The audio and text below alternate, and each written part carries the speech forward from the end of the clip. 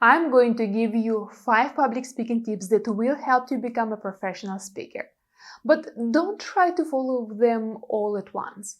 Instead, choose 1 or 2 that are most important for you to improve or that you want to focus on developing right now.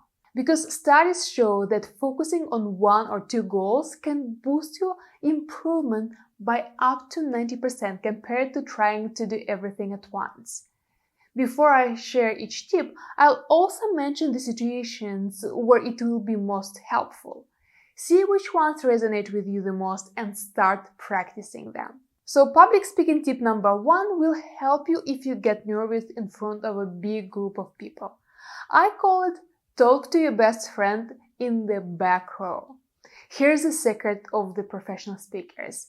The bigger your audience, the more personal you should be. This might seem backward, but it's important to understand the psychology behind. When speakers try to talk to everyone, they end up connecting with no one. But when they speak to one person, everyone feels personally addressed. Here's how it works. Scan your audience and find the most approachable face in the back row. Maybe it's someone who is smiling, nodding along, or simply looks engaged and friendly. Now imagine you're explaining your topic to this person over coffee. Speak directly to them with the same warmth and energy that you would use in one-on-one conversation. Then switch to someone else. Then in a while switch to another person. This creates the impression that you're making eye contact with everyone. This way you solve several problems at once. First, it automatically improves your projection. When you speak to someone in the back, you automatically want to speak louder. That extra energy makes your whole delivery stronger. Second, it eliminates the overwhelming feeling of everyone staring at you. You're just talking to one friendly person who happens to be surrounded by other people. When this technique becomes second nature, your entire presentation transforms from a formal speech into an engaging conversation. The next public speaking tip will help you make your speech more engaging. If you feel like you have a tendency to lose the audience's attention when you speak, it's probably because your speech is filled with dry facts or boring information. In both cases, make your speech relatable to the audience. Remember your professor in college or university who bored you so much with their talk that you almost fell asleep? He was just delivering the information, nothing engaging at all. That's because the fast way to lose an audience is to share information without context. Facts without meaning are just noise. Every piece of data, every story, every example you present should immediately answer the unspoken question your audience is always asking. So what? Why should I care about this? This principle separates amateur speakers from professionals. Amateurs just share information and hope people get it. Professionals try to connect every point to what matters for the audience. See the difference between these two phrases. Our customer satisfaction scores increased by 15% this quarter. And here's another version. Our customer satisfaction scores increased by 15% this quarter. It means fewer angry calls for our customer service team and more positive reviews that bring in new business. The first statement is just a number. The second statement is a number with immediate, tangible meaning for the audience. To use this public speaking tip, ask yourself, so what? After every big point in your talk. That means when you share a fact, explain why it matters. When you tell a story, tie it back to your main message. When you show data, say what it means for your audience's everyday life. For that, you need to truly understand your audience's perspective, priorities, and concerns. A 15% increase in customer satisfaction means something different to the CEO than it does to the customer service representative, than it does to the marketing team. So our customer satisfaction scores increased by 15% this quarter, means revenue growth for the CEO. It means fewer angry calls for our customer service team, which is fewer difficult calls for customer service, and more positive reviews that bring in new business. Better testimonials for the marketing team.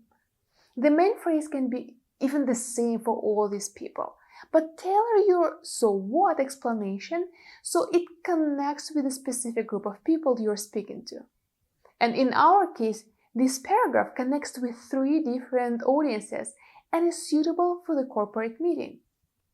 The next public speaking tip will help you sound more confident. So tip number 3 is reduce weak language. The words you use show your confidence even before you share your main message.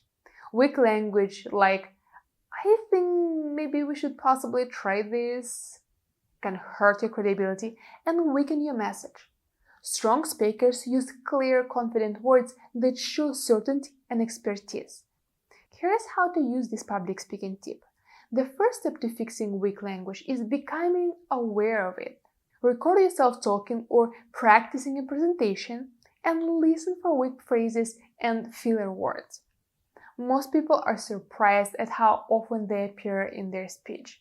Common weak language includes phrases like, I think, maybe, or sort of. Sometimes people say, I'm not an expert, but... And the common filler words like, These habits are okay in casual conversation, but can make you seem less confident and clear when speaking in front of others. Replace weak language with stronger words. Instead of saying, I think this might work, say, this approach will work because. And then you finish the sentence.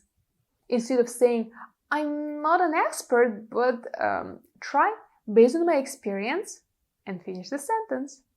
And instead of filling pauses with just pause silently to gather your thoughts. Changing your language takes practice. Pick one weak language habit and work on removing it for a week. When you catch yourself using it, pause and keep going with more confidence. Once you've improved on that habit, move on to the next one. When you speak with certainty about what you know, your audience hears clear, confident communication. Before we get to the next tip, if you want to become a professional public speaker, check this Level Up Your Public Speaking guide that I created for you. It has more practical tips that you might want to apply before your next speech. The link is under this video in the description. Check it out. It's completely free. The next public speaking tip will help you make your ideas more memorable and easier for your audience to follow.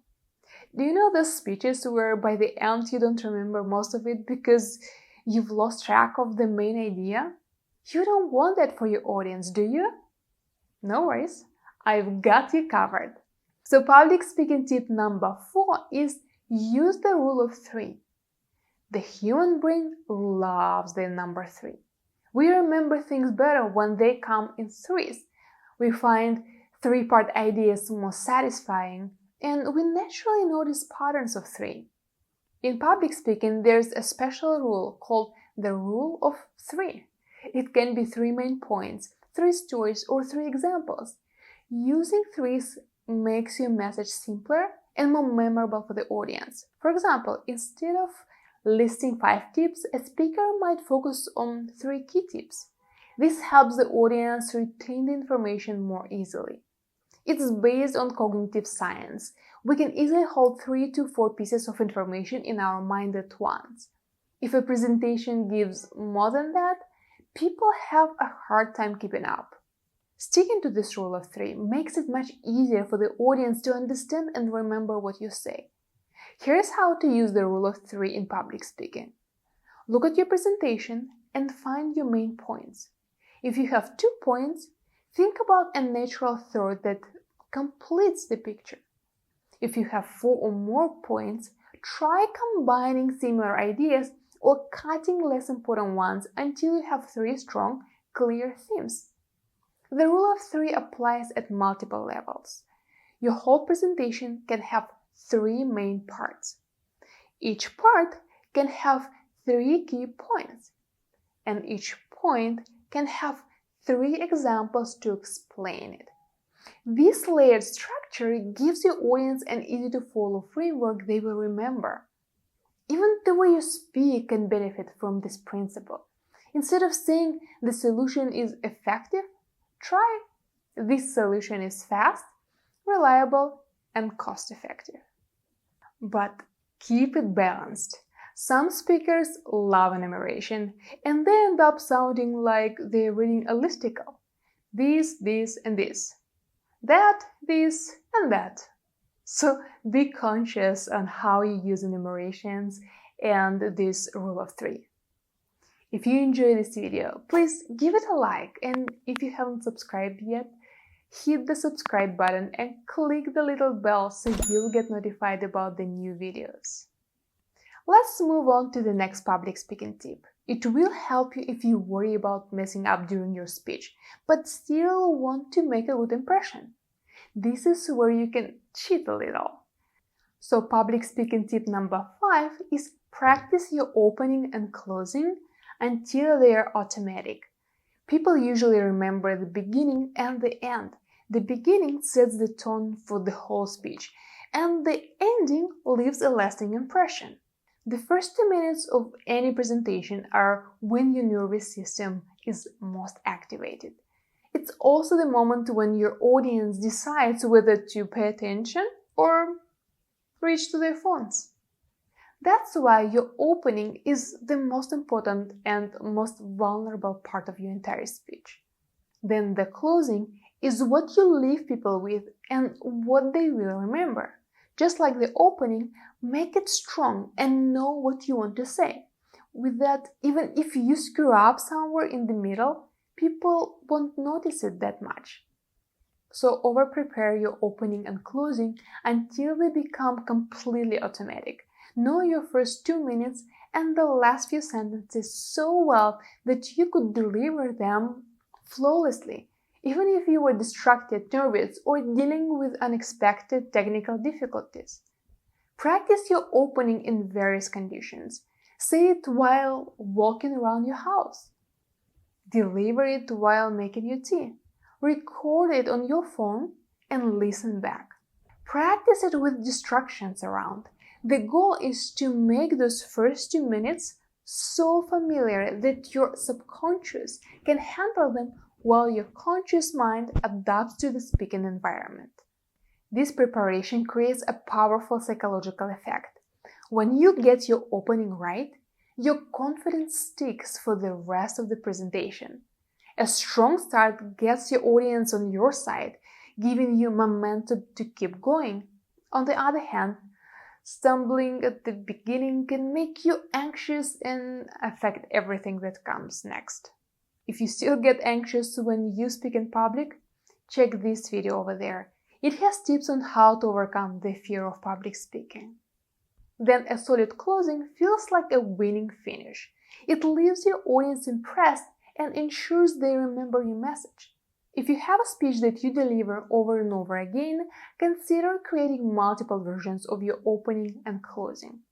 A short version if you're running behind schedule, a longer version if you have extra time, and a backup version if your planned opening feels inappropriate for a specific audience or for this moment.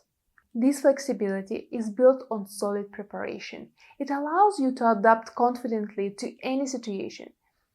There is no single magic method to instantly become a good public speaker. What works is mixing different approaches so you build both skill and confidence.